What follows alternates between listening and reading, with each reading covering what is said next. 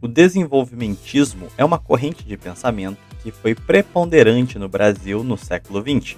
Graças a seu escopo ideológico e programa de ação, o Brasil se modernizou, preservando elementos culturais, ao mesmo tempo que se modificava profundamente, se industrializando, se urbanizando, deixando muitas de suas características coloniais e alcançando um patamar de desenvolvimento surpreendente. A busca pelo desenvolvimento é uma escolha consciente e o desenvolvimentismo é um fim em si mesmo. Sua concretização o leva a seu fim último. O desenvolvimentismo, ao ser formulado, encontrava um Brasil com terríveis mazelas sociais, econômicas e políticas. E dentro de sua sistemática, partia do pressuposto de que tal condição só poderia ser superada mediante um esforço, algo que não seria fruto do acaso. Era necessário um planejamento claro para alcançar o fim almejado. A situação de penúria era o problema, a solução era o desenvolvimentismo, a estruturação de um plano de ação pragmático e visando a independência. Sendo assim, o desenvolvimentismo era a solução para o fim desejado. A grande utopia do desenvolvimentismo, alcançar esse patamar futuro de realizações e concretudes, era o desenvolvimento, mas o desenvolvimentismo não foi uma ideologia a priori. Não houve uma unidade doutrinal em sua formulação, sendo mais um misto de diversas correntes de pensamento político, mesmo antagônicas, mas que diante da complexidade do cenário brasileiro, confluíram em concatenar-se conscientemente ou não em torno da necessidade pragmática de assegurar ao Brasil o desenvolvimento. Desenvolvimento em termos econômicos, sociais, culturais, educacionais, etc. Entre tais influências, gostaria de apresentar a vocês 4 correntes que foram fundamentais para a sua consolidação, fundamentando uma heterodoxa frente de ação pragmática. Iremos conhecer então as antagônicas e paradoxalmente próximas raízes do desenvolvimentismo. Trabalhadores do Brasil!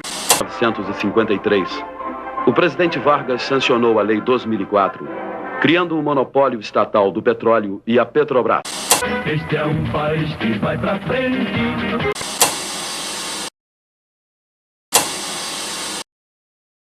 Aqui não me refiro ao nacionalismo como obra acabada, tal como se vislumbra as correntes complexas e amparadas na sociologia da década de 30. Me refiro à mentalidade nacionalista que se formava e se mutava entre os séculos 18 e 19. As raízes do nacionalismo brasileiro são esboçadas nas revoltas nativistas, uma afirmação da brasilidade como uma reação de anti-lusitanismo. De tal forma, havia um nacionalismo primário, simplório, e que buscava em qualquer forma de diferenciar de sua metrópole uma via de identidade própria.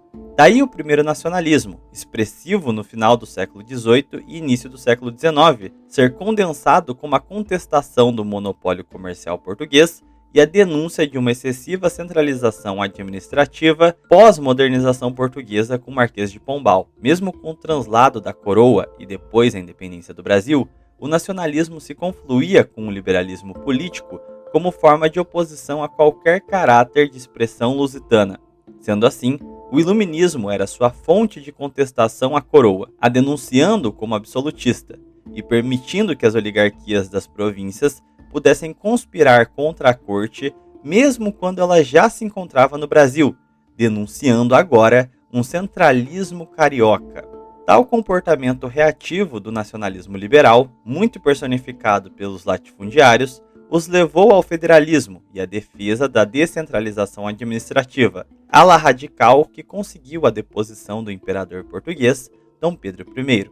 O fracasso da regência abriu espaço para uma ala nacionalista menos radical e menos anti-lusitana. Os regressistas conservadores tinham como característica o pragmatismo como ferramenta central para a consolidação das instituições imperiais de um Estado moderno. De tal forma, expoentes dessa corrente vislumbravam a industrialização, viam a lavoura e a indústria como complementares e esboçavam um caráter protecionista e auxiliar ao industrialismo. A visão desse nacionalismo pragmático mais conservador ainda era limitada pelas noções de austeridade fiscal e compromisso com o padrão ouro. sendo também muito presente as posições fatalistas quanto às condições primárias do Brasil. Na virada do século, os primeiros passos na construção da sociologia e os movimentos culturais mitificavam a figura do caboclo, apontando para o sertão como berço da nacionalidade em face do litoral, como centro de desfiguração. Tal perspectiva, aliada ao ufanismo das riquezas naturais, levaram diversos pensadores nacionalistas a advogarem pela vocação agrária do Brasil, que não só seria propícia pelas vantagens comparativas geográficas, como o sertanismo seria a verdadeira identidade brasileira, apontando a industrialização como elemento cosmopolita e europeu, estando tal argumentação aliada também a um discurso contrário ao capital estrangeiro, visto como rapineiro e expressão da perpetuidade do colonialismo. Entre as metamorfoses com que o nacionalismo viria a passar ao longo da história, podemos afirmar com relativa tranquilidade que os debates nacionalistas nas décadas que antecederam a formulação do desenvolvimentismo se configuraria como sertanista, anticosmopolita, total ou parcialmente contrário à industrialização, pró-modelo primarista e contrário à presença do capital estrangeiro.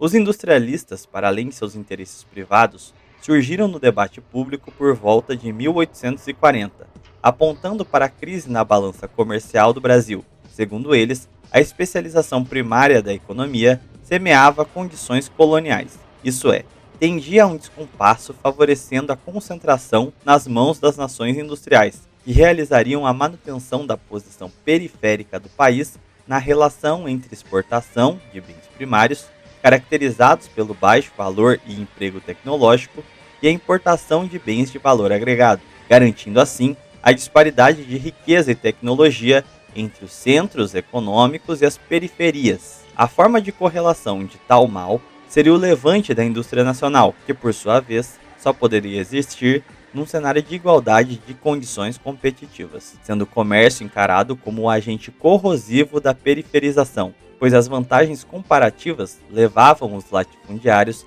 a preferirem a importação por seus preços e superioridade funcional, com as elites nacionais, mesmo cientes das possíveis vantagens futuras de uma indústria nacional, preferindo não arcar com os custos do processo e garantindo a hegemonia como elite política da elite agrária. Os industrialistas não eram antiliberais. Viam no Estado uma forma de promover uma competição justa, que assegurasse o bom funcionamento do livre mercado sem recair em monopólios.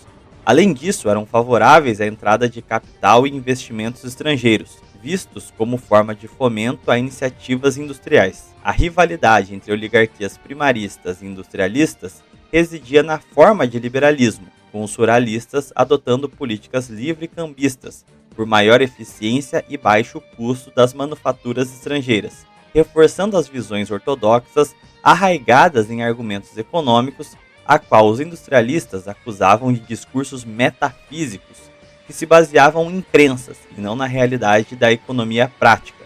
Os industrialistas, por sua vez, recorriam ao intervencionismo segundo a ótica de que a economia não seria um ente natural, mas um braço da política, isso é, a economia é produto de uma ação ordenada por agentes, e por assim ser, o livre mercado não pariria a indústria nacional. Ela deveria ser uma política de Estado, um objetivo racionalmente traçado. Perspectiva amadurecida ao longo do século XIX e XX, conforme se consolidava as revoluções industriais das nações europeias e do Japão. Ponto importante a se observar é que os industrialistas defendiam o conceito de finanças sadias, isso é, o intervencionismo industrialista se resumia à atração de capital exterior e às políticas protecionistas, mas o Estado não atuava diretamente na economia através de bancos, emissões ou crédito. O positivismo esteve profundamente atrelado ao processo de construção do método científico, tendo como seu principal traço característico a rejeição da metafísica, apontando para a racionalidade baseada em fatores positivos, materiais, como sinônimo de civilização moderna, a sociedade em seu último patamar evolutivo, o racional. Em tal escala, as concepções metafísicas e sociais estavam acima do modelo arcaico tribal, mas poderiam e deveriam ser violadas com o fim último de se alcançar o estado positivo, aquele dotado de razão científica. Em cenário político, tal ceticismo se transmutou em uma posição pragmática e casuística, rejeitando verdades a priori, levando o positivismo a um choque contra as concepções liberais, política e economicamente, tanto na rejeição dos direitos naturais como nas crenças a respeito do mercado, sendo tais proposições encaradas como metafísicas, dogmáticas e religiosas. Por sua vez, tal postura não levava o positivismo a um antiliberalismo. Em matéria econômica, os governos gaúchos, republicanos, de Castilhos e Borges de Medeiros guiavam suas inclinações estatistas ou privatistas segundo o caráter da eficiência em casos específicos,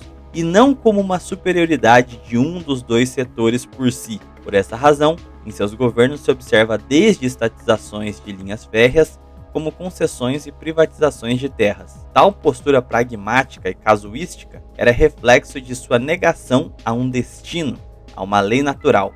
Os positivistas acreditavam no poder da racionalidade como modeladora dos caminhos da sociedade. Sabendo que não havia uma história previamente estabelecida e a evolução da sociedade dependia do planejamento, calhava aos homens dotados da técnica orientar a nação rumo ao progresso moral e científico. Os positivistas acreditavam no Estado autoritário, liderado por elites ilustradas que guiariam racionalmente a sociedade rumo ao progresso. Nesta concepção, tanto o mercado como o Estado eram ferramentas para cumprir com um projeto estabelecido. Por essa razão, também negavam a máxima sobre a vocação natural do Brasil, a agricultura, defendendo, se necessário, a industrialização para a realização de seu projeto positivista. Por sua vez, o positivismo não foi necessariamente industrialista, sendo suas hostes compostas de grandes estancieiros gaúchos que detinham relativa independência frente às visões liberais e dependentes do mercado externo, por abastecerem o mercado interno. Apesar de não serem liberais, compactuavam com a máxima das finanças sadias. Não caberia ao Estado ser atuante, contraindo dívidas ou concedendo crédito. Cabia a ele funções passivas, mantendo suas contas em dia. Tais posturas seriam o suficiente para atrair câmbio e expandir a produção. E no máximo, cabia-lhe dar exemplo ou fazer recomendações às forças privadas. Tal postura conciliava os positivistas com os liberais, permitindo um pacto nacional na República Velha, voltado à defesa do câmbio livre e do Estado mínimo.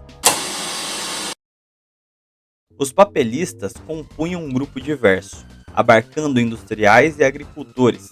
Estavam mais ligados à expansão da economia brasileira após a fixação da independência do país. Com o fortalecimento das instituições e das finanças do Império, a estabilidade política e econômica garantia um processo de expansão das forças produtivas, e o segundo reinado, ainda preso ao padrão ouro, gerava o atrofiamento das potencialidades produtivas devido à desmonetização. Isso é, mesmo que os agentes econômicos detivessem interesse e meios para a expansão da lavoura e da indústria, a falta de ouro no país impedia a emissão de moeda, que por sua vez atravancava a expansão econômica e produtiva. Seus rivais eram os metalistas, defensores do padrão ouro. Segundo estes, as finanças saudáveis naturalmente atrairia câmbio, que possibilitaria a expansão da oferta monetária conversível e se veria a expansão da indústria produtiva. Os papelistas se opunham ao padrão ouro devido ao tamanho continental do país e sua condição periférica, sendo tanto difícil atrair o câmbio como difícil a instalação da conversibilidade real em todas as partes do Brasil. De tal forma, os papelistas questionavam a organicidade do metalismo, uma vez que se havia os meios e as possibilidades produtivas. Não faria sentido atrofiar as potencialidades da produção em decorrência da falta do câmbio. De maneira mais clara, os papelistas propunham a troca do câmbio da moeda do ouro pela produção. A expansão monetária deveria acompanhar o ritmo da expansão da produção. O que daria valor à moeda seria a geração de riqueza, a produção, e não o ouro que entrava no país, não segundo as nossas capacidades produtivas, mas segundo a percepção de agentes externos. É certo afirmar que os papelistas, assim como os industrialistas, constataram que a economia não se movimentava segundo regras universais inerentes ao homem.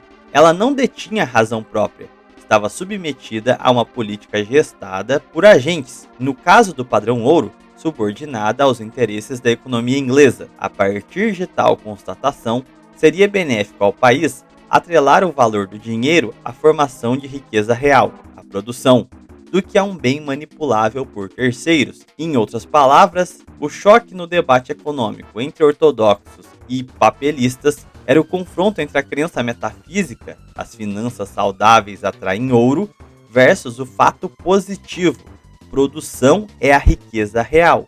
Segundo os papelistas, o termômetro da economia deveria ser as taxas de juros, que refletiria o ânimo da economia na oferta ou na demanda por moeda. E se a produção ditasse o câmbio, caía por terra as políticas econômicas de então a respeito do enfrentamento de crises.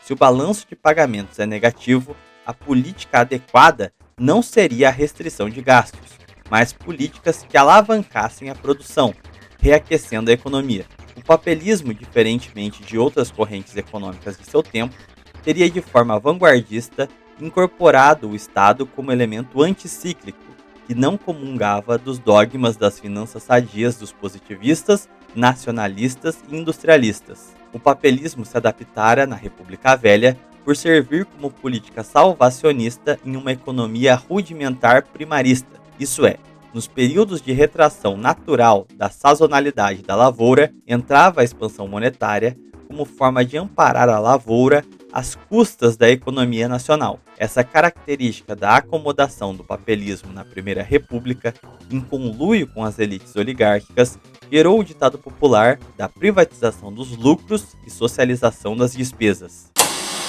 Conseguimos organizar o trabalho nacional segundo os princípios cristãos da justiça social, sem abalos econômicos.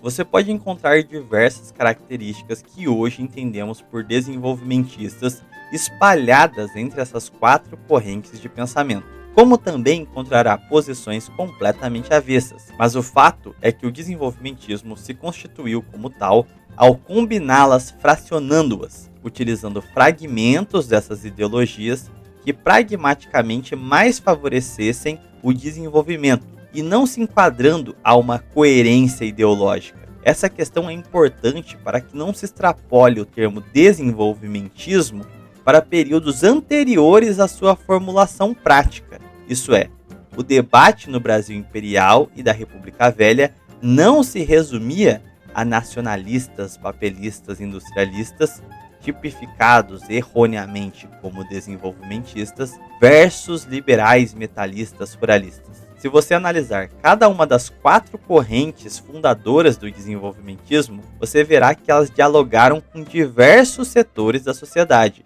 e com ideias antagônicas entre si. Elas não tinham laços de conexões conscientes entre elas. Um exemplo são os nacionalistas, que antes do desenvolvimentismo eram favoráveis ao dogma do Estado mínimo, representado na retórica das finanças saudáveis. E muitos até mesmo rejeitavam a industrialização como mal cosmopolita e degenerador do homem caboclo nacional. Da mesma forma, muitos agricultores que acreditavam na vocação agrária do Brasil, isso é, mais liberais, se uniam a industrialistas que eram contrários à tese de vocação agrária para que juntos, agricultores e industrialistas defendessem o fim do padrão ouro, para então a expansão monetária acompanhar a expansão da produção. Outro caso comum era o dos industrialistas que, apesar de protecionistas, acreditavam no mantra das finanças saudáveis para atrair investimentos estrangeiros. Como fica evidente, se você analisar a convivência entre essas quatro correntes antes de serem concatenadas no desenvolvimentismo, elas vão ser antagônicas. Se você analisá-las à luz do desenvolvimentismo, elas serão contraditórias. Então não é possível utilizar o termo desenvolvimentismo antes de sua experimentação na década de 30, 40, 50 e 60. Em síntese, o desenvolvimentismo foi uma grande seiva que conectou o nacionalismo, o industrialismo, o positivismo e o papelismo.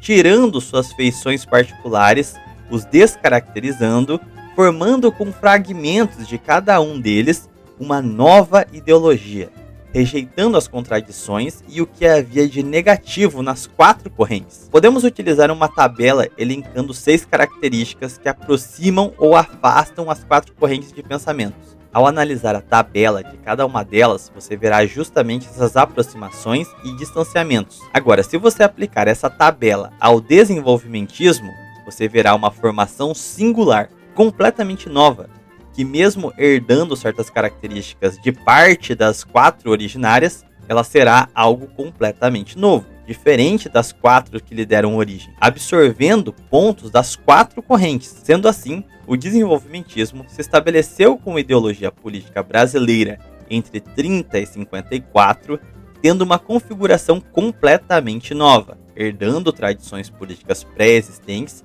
mas sendo algo novo, uma síntese do processo histórico de modernização do Brasil, uma ideologia oriunda da experiência prática brasileira na formulação de seu Estado-nação.